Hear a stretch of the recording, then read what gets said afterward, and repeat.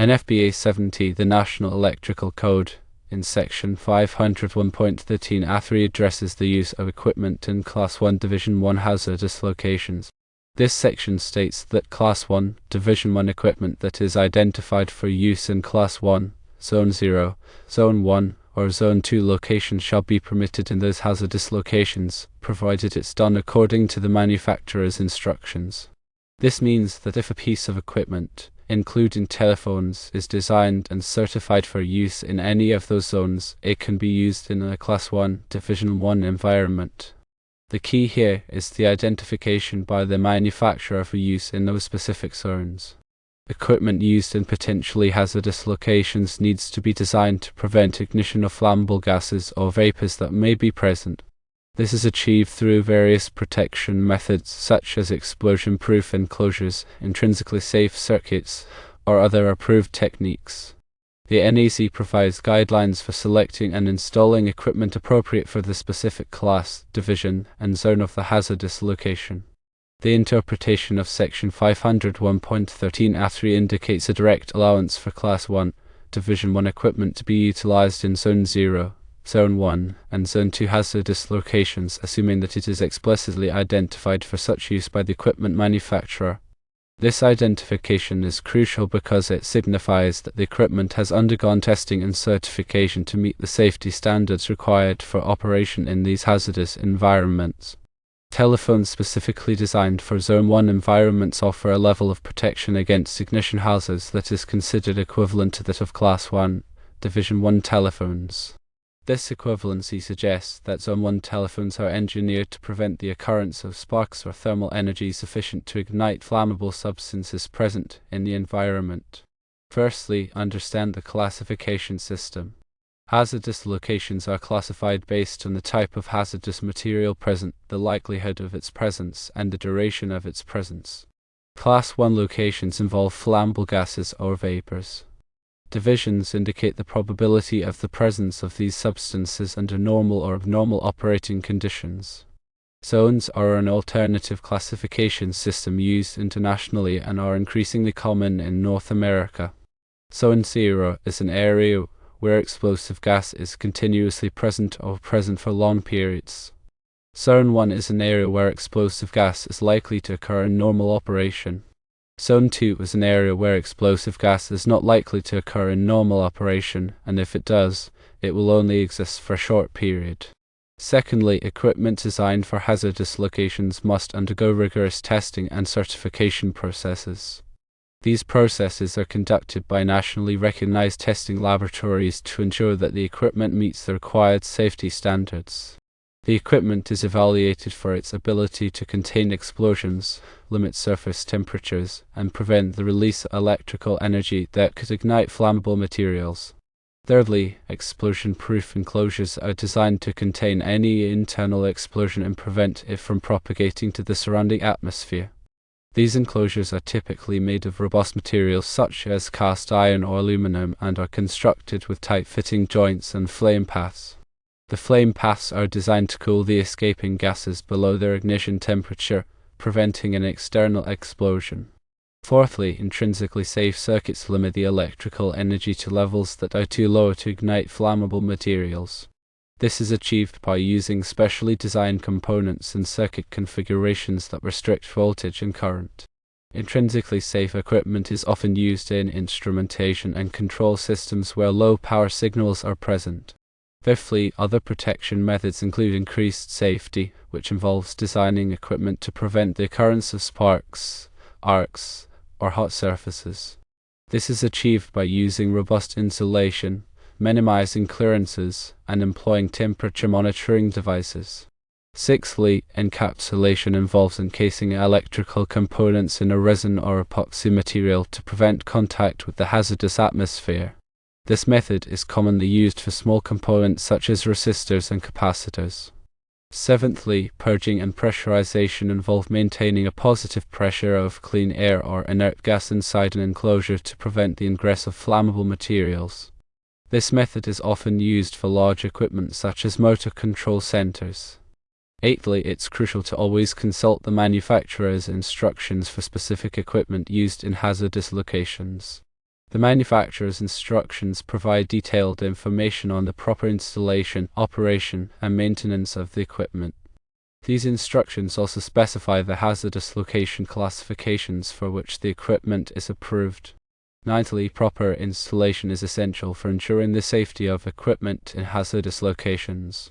This includes following the manufacturer's instructions, using approved wiring methods, and ensuring that all connections are tight and secure. Tenthly, regular maintenance is necessary to ensure the continued safe operation of equipment in hazardous locations. This includes inspecting the equipment for damage, cleaning the enclosures, and testing the protection functions. The NEC Handbook Article 501 provides additional guidance on the installation and maintenance of equipment in Class 1 hazardous locations. Remember that electrical work in hazardous locations should only be performed by qualified and experienced personnel.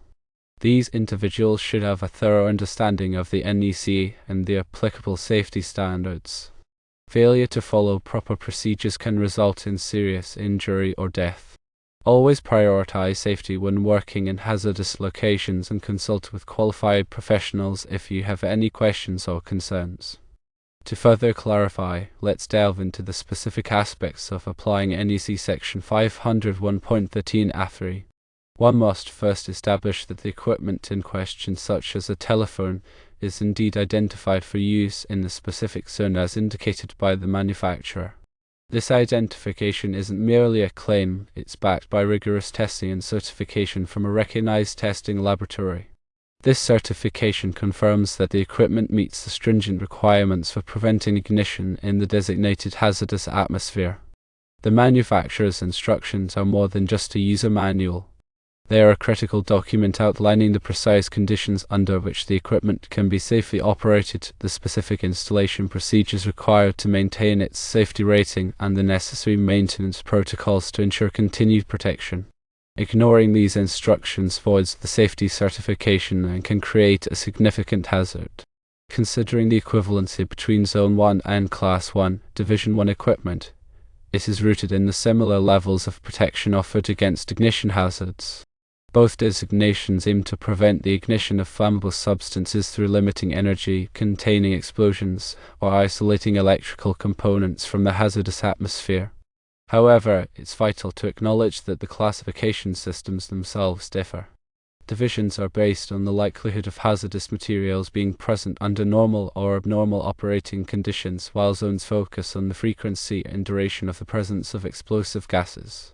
The NEC permits the use of zone-rated equipment in division locations and vice versa, as long as the equipment is properly identified and installed according to the manufacturer's instructions. The NEC 501.13 A3 offers flexibility, but it is crucial to exercise this flexibility with caution and understanding. Always prioritize safety and compliance with the NEC and other applicable standards. If there is any doubt about the suitability of equipment for a specific hazardous location, consult with a qualified electrical engineer or other expert in hazardous location safety. Furthermore, consider the implications of using equipment across different classification systems. While the NEC permits this, it is essential to verify that the equipment's protection method is appropriate for the specific hazards present in the location.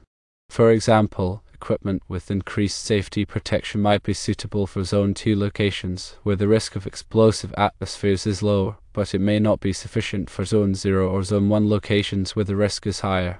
The NEC Handbook provides valuable insights into the intent and application of the NEC requirements for hazardous locations. It includes explanatory material, diagrams, and examples that can help clarify complex concepts and ensure compliance. Regularly review the NEC and the NEC Handbook to stay up to date on the latest requirements and best practices for hazardous location safety. The location, in Illinois, introduces considerations related to local regulations and interpretations of the NEC. Local jurisdictions may have additional requirements or interpretations of the NEC that must be followed. Consult with local authorities to ensure compliance with all applicable regulations. The principle of using appropriately rated equipment extends to all aspects of the electrical installation in hazardous locations, including wiring methods, conduit seals, and grounding. All components must be selected and installed to maintain the overall integrity of the safety system. Additionally, document all aspects of the hazardous location installation, including equipment specifications, installation procedures, and inspection records. This documentation is essential for demonstrating compliance and facilitating future maintenance and inspections.